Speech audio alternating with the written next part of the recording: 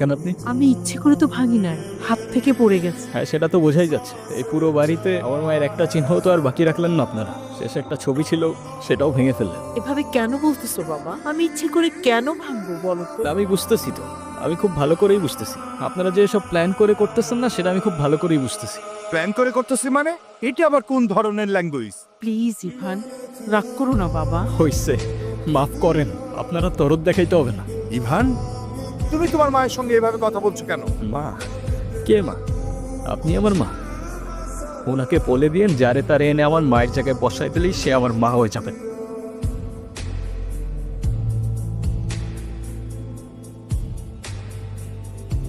নাম কি? নূপুর। এভাবে একা রাস্তায় দাঁড়িয়ে আছেন কেন? কোনো সমস্যা? আচ্ছা, আপনি কোন দিকে যাচ্ছেন? জানি না। কেন? না, আপনি কোথায় যাচ্ছেন? রূপগঞ্জে। আপনি চাইলে আমি আপনাকে ড্রপ করে দিতে পারি।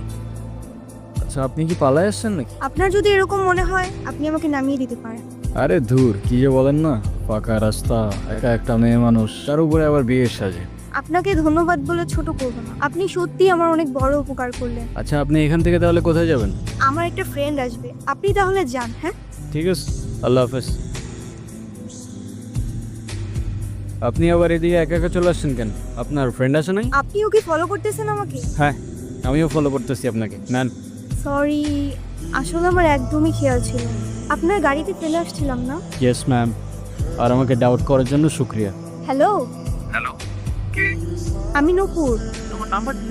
বাসায় ফেলে আসছি। আমি তো রূপগঞ্জে। তুমি কোথায়? চলে আসছো?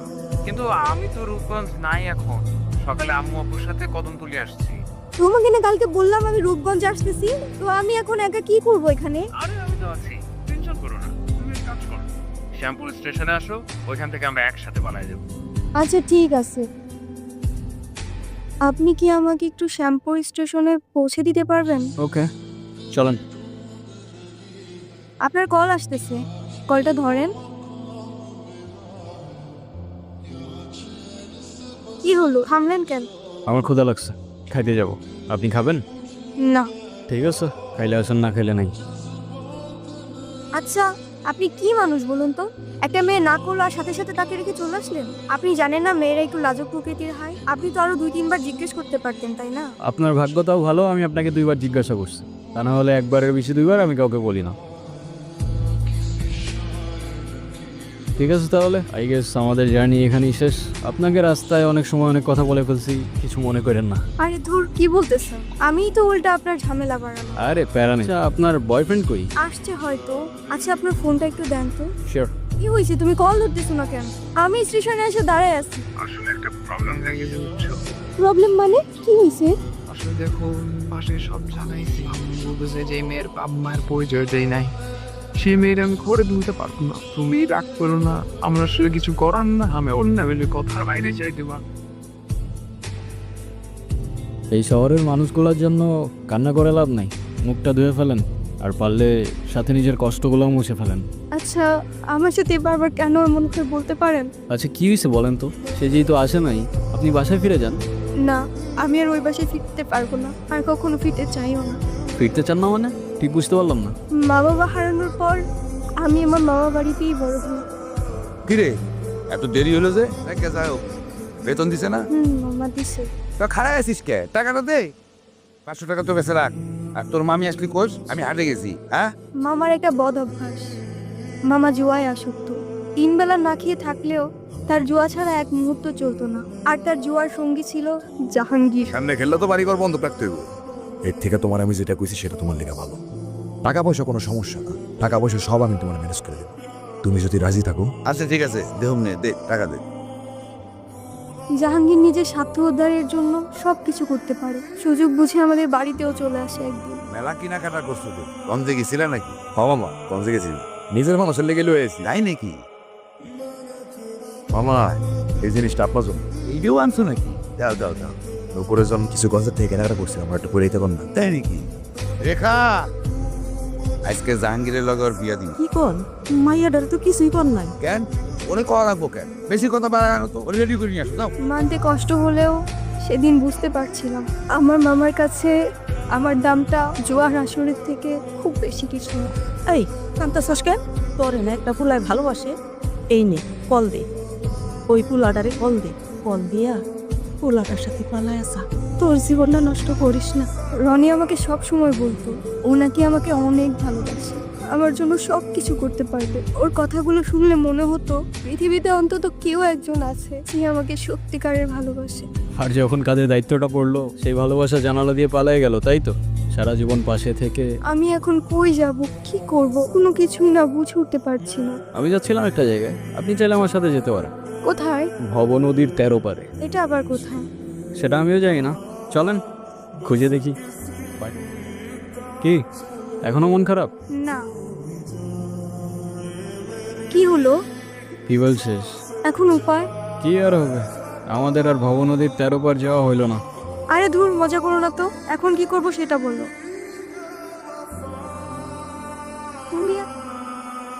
মোস্তফা কি? আমার বাবা। এতক্ষণ ধরে তোমাকে কল দিচ্ছে, টেনশন করছে অবশ্যই। এমনি এমনি তো আর না, কলটা ধরো। ছোটবেলা থেকেই বাবাকে দেখতাম প্রচণ্ড ব্যস্ত, এই কাজ ওই কাজ করতে করতে আমাদের জন্য তার কাছে এতটুকু সময় থাকতো না। মা আর আমি অনেক দিন বায়না করার পর অবশেষে একদিন বাবা আমাদের ঘুরতে নিয়ে যায়। বাবা বাবা কি হয়েছে বাবা? আইসক্রিম কিনে দিবা? বাবা দিচ্ছি।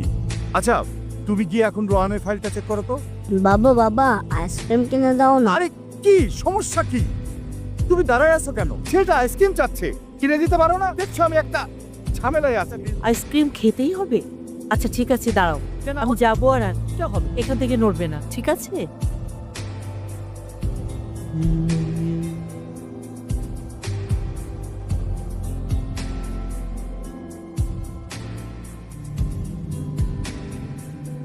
আজও যখন দিনটার কথা ভাবি মনে হয় বাবার দেওয়া সেই সময়টা হয়তো বাবা কষ্ট করে না দিলেও পারে। সেদিন আমিও মায়ের সাথে রাস্তার ওপাশে গেলে হয়তো মা আর আমি আজও একসাথেই থাকতাম। মা যাওয়ার পর থেকে বাবা আর আমার দূরত্বটাও বাড়তে থাকে, আর শুরুটা হয় বাবার সেকেন্ড বিয়েটা দিয়ে, যেটা আমি কোনোদিনই অ্যাকসেপ্ট করতে পারি। আচ্ছা, তোমার ফোনটা একটু দিবা? মামিকে ফোন করে জানাই আমি ঠিকঠাক আছি। হ্যাঁ নুপুর, হ্যাঁ চলো সকাল হয়ে গেছে, যেতে হবে। নপুর, আমি তোমারে বারবার বললাম যে আমি শেয়ারটা পুরো, তো তুমি আমার লেগে এতটুকু অপেক্ষা করতে বললা না? সময় থাকতে থাকতে তোর ভাড়াটে নাট বল্টু নিয়ে কাইটা পর জাহাঙ্গীর, সময় চলে গেলে শেরওয়ানির সাথে সাথে তোর ইজ্জতটাও খুলে যেতে পারে। নপুর তুমি আসো আমার সাথে। আচ্ছা ছাড় জাহাঙ্গীর। তুই জাহাঙ্গীরের লগে লাগতে ইস না। এই জাহাঙ্গীর কেরা তুই আমার চিনসিত।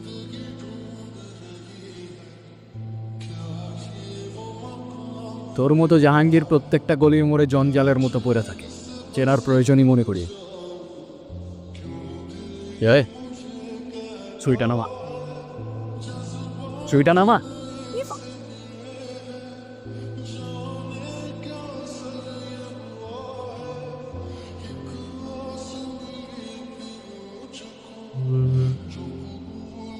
বাবা কোথায়? তোর এই অবস্থা কি করেছে আমাকে বল। নপুর কোথায়? তুমি নূপুরকে কিভাবে চেনো? আরে ওই তো, তুই কোথায় আছিস, কি করছিস, আমাকে সব খবর দিল।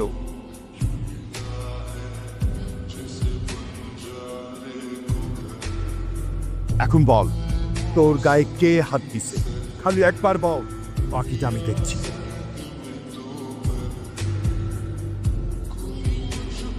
বলেন মা কবুল। আরে বলো না কবুল, আমি তো সে কখন বলে ফেলাইছি। বলে ফেলো। ক মা ক। আমি কবুল বলবো না, আমি ওনাকে বিয়ে করব না। বিয়ে করবি না মানে? করবে না মানে করবে না। যাবারই নেক্সুস ওরে আজকে আমি। এই সাবধানে, তোর জবানের চেয়েও ট্রিগার ফার্স্ট চলে। একবার চেপে দিলে তোর কথা আর আমার কান পর্যন্ত পৌঁছাবে না ভাই। বাবা, এই জাহাঙ্গীর আমার সহজ সরল ভাগ্নিটারে ভয় ভীতি দেয়, আজকে বিয়ে করতে আইছে।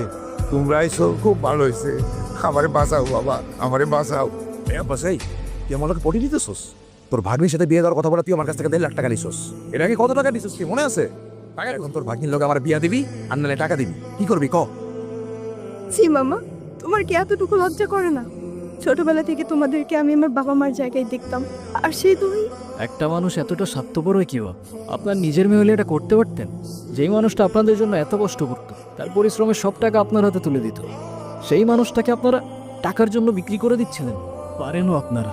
বাবা আমার ভুল হয়ে গেছে, বড় ভুল হয়ে গেছে, আমার মাফ করে দাও বাবা। আমার কাছে না, যার উপর জুলুম করছেন তার কাছে মাফ চান। আমারে মাফ করে দে মা, আমি বড় ভুল করে বলেছি, আমারে মাফ করে দে মা। তাহলে আমার টাকা কি হবো? আরে টাকা মানে কি? তোর কত বড় সাহস, তুই আমার ছেলে গায়ে হাত তুলছস? তুই যে এখনো জিন্দা হয়ে আমার সামনে দাঁড়ায় আছিস না, এটাই তোর সাত কপালে ভাগ্য। শুনেন আব্বাস মিয়া, আপনার মেয়ে এখন থেকে আমার মেয়ে হয়েই থাকবে। যেদিন আপনি আপনার স্বভাব চরিত্র পরিবর্তন করতে পারবেন, সেদিন এসে মেয়েটাকে দেখে যাবেন। আমার বাড়ির দরজা আইমা।